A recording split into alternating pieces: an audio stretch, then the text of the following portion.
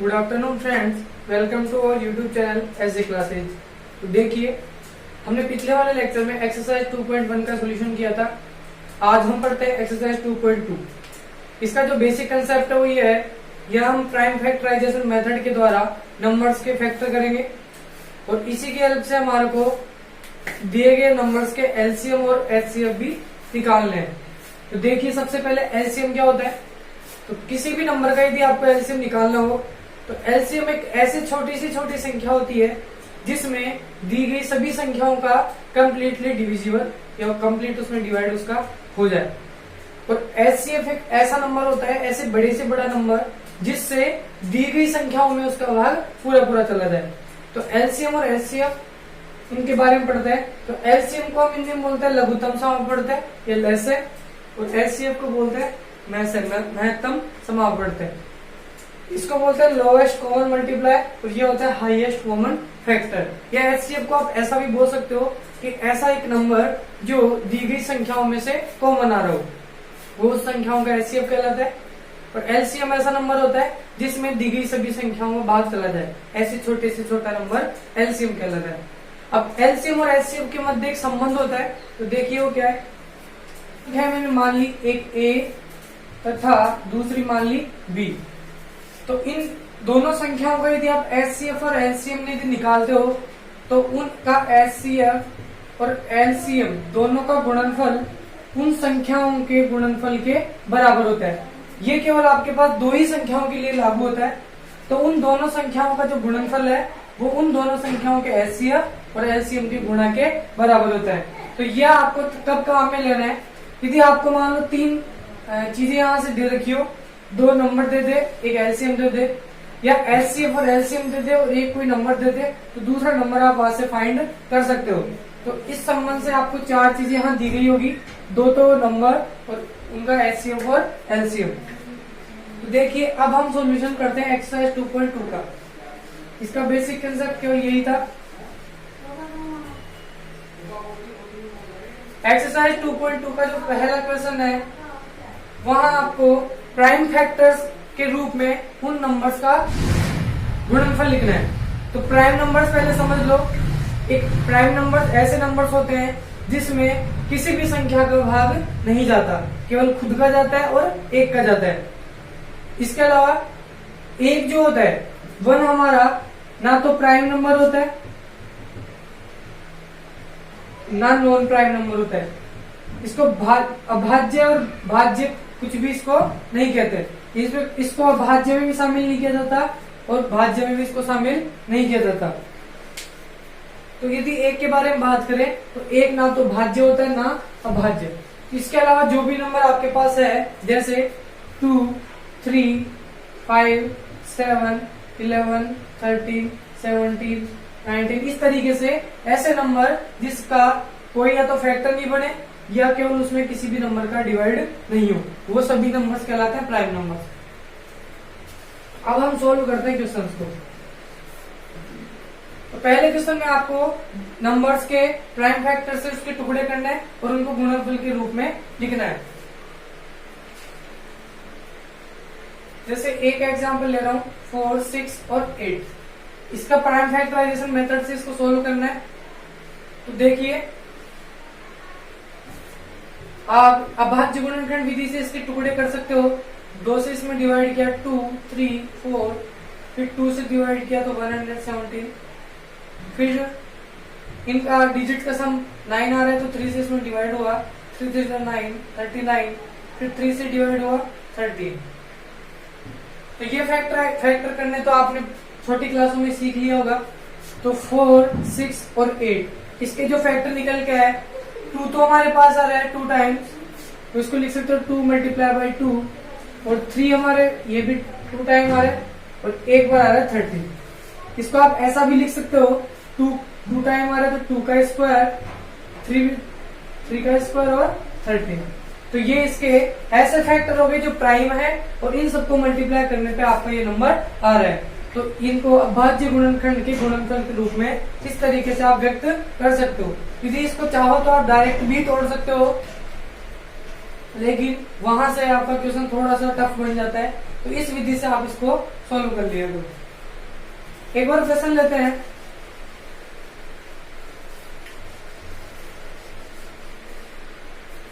पहले का second part, यहां आपको 945 के टुकड़े करने हैं, तो यहाँ प्राइम फैक्टराइजेशन मेथड से इसके टुकड़े करो 9, 4 और 5। इनके डिजिट्स का सम आ रहा है 18, यहाँ 3 से डिवाइड हो जाएगा, 3 3 से 9, 1 5, फिर 3 से डिवाइड हो रहा है 1। अब देखिए यहाँ पूरा पूरा डिवाइड हो चुका है। अब एक जो है वो 3 से छोटा नंबर है, तो यहाँ आपका भाग पूरा हो चुका है, तो यहाँ से आपका भाग इसमें जाएगा 0 बार। फिर 15 बनेगा, 15 में 3 से डिवाइड होता है 5 बार, फिर 3 से डिवाइड किया, 3 3 से 9, 35, फिर 5 से डिवाइड किया 7, 7 और 1। तो इस तरीके से 945 की जो हमारे पास फैक्टर निकल के आ गए वो आए 3 3 3, 5 और 7। तो इसको आप पावर के रूप में चेंज करके लिख सकते हो। 3 बार आ रहा है, इसको 3 की पावर 3 लिख सकते हो, 5 1 टाइम, 7 भी 1 टाइम। तो ये हो गए 945 के प्राइम फैक्टर। इसी तरीके से एक और नंबर, एक और एग्जांपल इसका ले लेता हूं।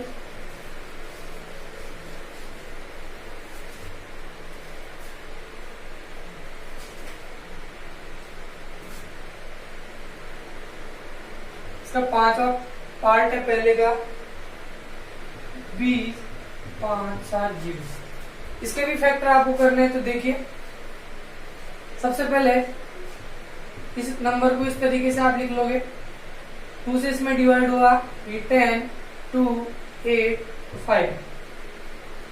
अब क्या इनके डिजिट का सम 3 से डिविजिबल है क्या? तो यदि होगा तो इसमें 3 से डिवाइड करेंगे। 8 और 2 10 और 5 15 और 16, तो इसमें 3 से डिवाइड नहीं होगा, तो इसमें 5 से डिवाइड करेंगे। 5 2 10, फिर यहाँ पूरा डिवाइड हो चुका है, 2 इससे जो छोटा है तो 0, 5 5 25, 5 7 35। अब देखिए यहाँ पर इसमें 5 से डिवाइड हो गया, अब 7 से डिवाइड करते हैं, क्या इसमें 7 से डिवाइड हो रहा है नहीं हो रहा? तो 2 से इसमें डिवाइड हो गया, 2 4 6 5, इसमें 7 से भी डिवाइड नहीं हो रहा। अब देखिए 7 के बाद आप चलोगे 11 के पास, 11 से इसमें क्या डिवाइड हो रहा है या नहीं हो रहा?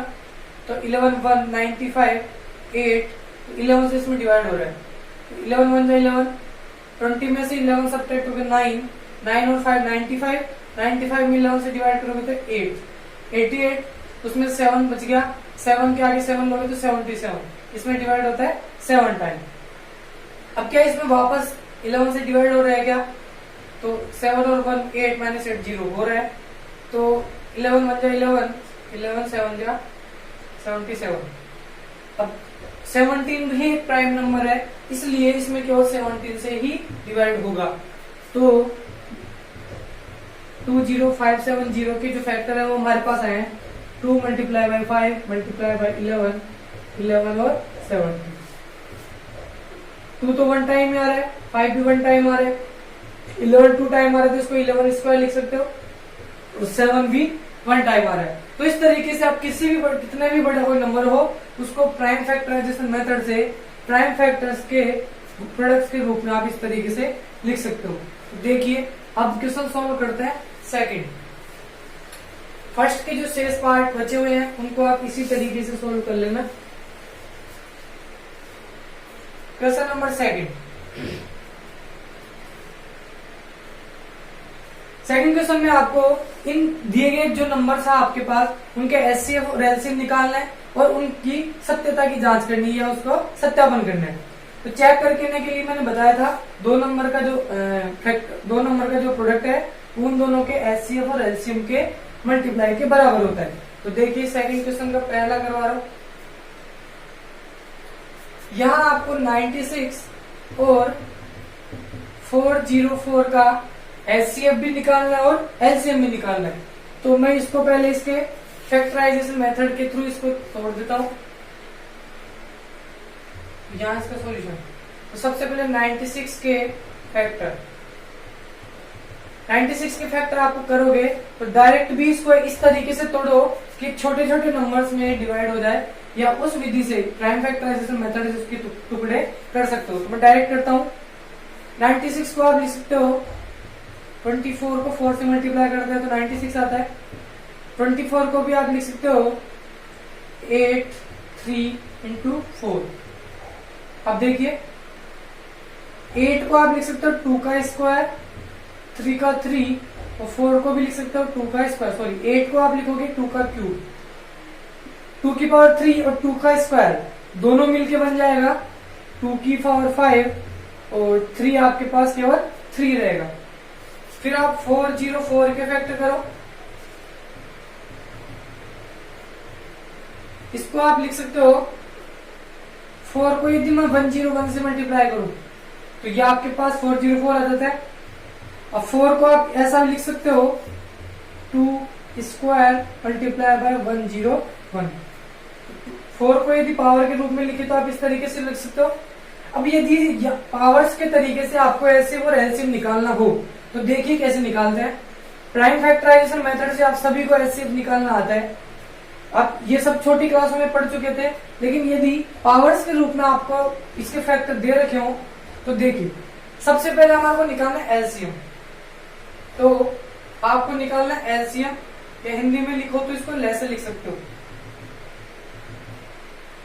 तो किसी भी नंबर का लैसे जो होता है वो होता है एक ऐसी छोटी से छोटा नंबर जिसमें सभी पदों का उसमें डिवाइड हो जाए। तो यहां से यदि तो यहाँ पावर्स के रूप में आपको कैसे लेना है, तो देखिए आपको जितने भी नंबर आपके पास दोनों के फैक्टर्स में हैं उन सभी नंबर्स की आपको मैक्सिमम पावर लेनी होगी, क्योंकि जब मैक्सिमम पावर लोगे तभी जाके उन दोनों नंबर्स का उसमें डिवाइड हो पाएगा।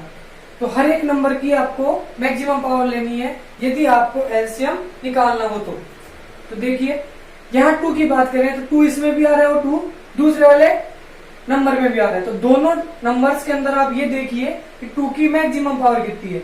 यहाँ 2 की पावर 2 है, यहाँ 2 की पावर 5 है, तो 2 की मैक्सिमम पावर ले ली 2 की पावर 5। इसके बाद हम चलते हैं 3 के पास। 3 की पावर यहाँ 1 है और यहाँ कुछ भी पावर नहीं है, इसका मतलब 1 है। और सेकंड वाले पार्ट में कोई पार्ट 3 वाला फैक्टर नहीं है, तो इसलिए आप केवल 3 की पावर 1 को यहाँ ले लोगे। इसी तरीके से इसके अलावा यहाँ कुछ नहीं बच रहा। सेकंड वाले में देखो यहाँ इसको आप इंक्लूड पहले कर चुके हो, अब केवल 101 बच रहा है और ये केवल a की पावर का है। तो इसलिए जो हमारा एलसीएम निकल के आया वो आया 2 की power 5 multiply by 3 multiply by 101। इन सबको मल्टीप्लाई करके आप इसका एचसीएफ या एलसीएम इसको लिख सकते हो। अब सेकंड मैं बता रहा हूँ एचसीएफ या मैसेज। तो मैसेज होता है वो होता है कि दोनों में से जो कॉमन आ रहा है, तो बड़ी वाली पावर तो कॉमन आएगी नहीं, तो हमेशा कॉमन होती है छोटी वाली पावर। तो जितने भी फैक्टर सेम दिख रहे हैं, सेम कैटेगरी के दिख रहे हैं, उनमें जो छोटी पावर होगी वही उसका एचसीएफ हो जाएगा। तो 2 की पावर 2 यहाँ भी आ रहा है, 2 की पावर 5 यहाँ आ रहा है, तो 5 वाले पावर में से आप 2 की पावर 2 को कॉमन ले सकते हो। तो दोनों में से कॉमन पावर जो लोगे वो आएगी 2 की पावर 2, कम वाली कॉमन आएगी। 101 यहाँ है तो इस वाले में नहीं है, 3 यहाँ है तो 3 यहाँ पर नहीं है, इसलिए जो यहाँ से हमारा फैक्टर एचसीएफ निकल के आ गया वो आ गया 2 का स्क्वायर 4। और एलसीएम को भी आप इसको नंबर बना के लिख सकते हो। 2 की पावर 5 होता है 32 मल्टीप्लाई 3 मल्टीप्लाई 101। अब देखिए इधर मैं करवा रहा हूं इसका सत्यापन। आपको इसकी जांच करके बतानी है कि क्या आपने जो आंसर निकाला है वो एकदम करेक्ट है या नहीं है। जांच करने के लिए हम जानते हैं कि एचसीएफ और एलसीएम को यदि मैं गुणा करता हूं तो वो हमारे पास उन दोनों नंबर के गुणनफल के बराबर आना चाहिए। तो एचसीएफ यदि हम अपने प्रश्न के हिसाब से देखें तो हमारे पास एचसीएफ आ रहा है 4 और जो एलसीएम है वो आ रहा है ये 32 मल्टीप्लाई 3 मल्टीप्लाई 101। अब नंबर आपको क्या दे रखे हैं, एक 96 दे रखा है, दूसरा 404। 96 मल्टीप्लाई 404। तो इसको सॉल्व करके आप इसके बराबर लिया या इसको इस तरीके से आप लिख दो, कैसे भी आपको दोनों को बराबर बताना है। तो देखिए यदि इस 4 को मैं इस 101 से मल्टीप्लाई करता हूं तो एक नंबर आपके पास बन गया 404 और 32 को यदि 3 से मल्टीप्लाई करता हूं तो यहाँ बन गया 96 और इधर आपके पास पहले से आ रहा है 96 मल्टीप्लाई 404।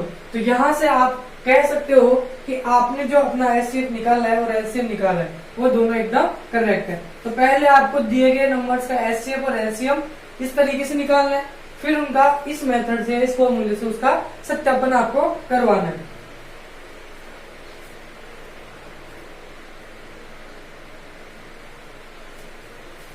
अब देखिए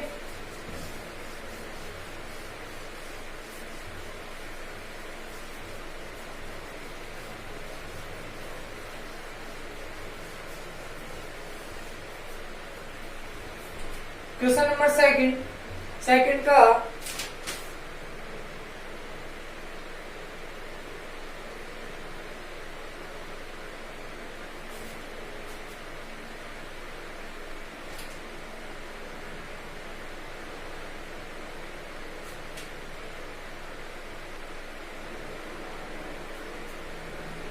इसका एक और पार्ट करा देता हूं। 336 एंड एक दे रखा है 54। तो देखिए सबसे पहले मैं सोल्व करता हूं 336 को। इसके मैं फैक्टर यदि निकालूं तो इसके फैक्टर आपके पास आएंगे। इसको आप लिख सकते हो 112, इसको मैं 3 से मल्टीप्लाई करूं, फिर इसको आप लिख सकते हो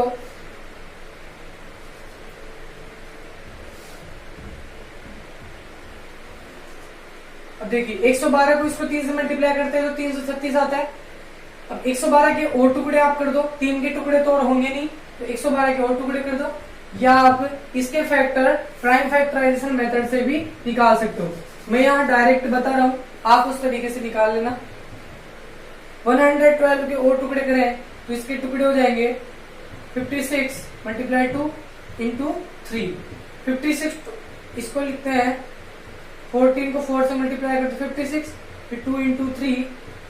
अब 14 को भी आप लिख सकते हो 7 मल्टीप्लाई 2 और 4 2 से ये बन गया 8 और यहां से आ गया 3। अब देखिए 7 मल्टीप्लाई 2, 8 को लिख सकते हो 2 की पावर 3 और 3 का 3।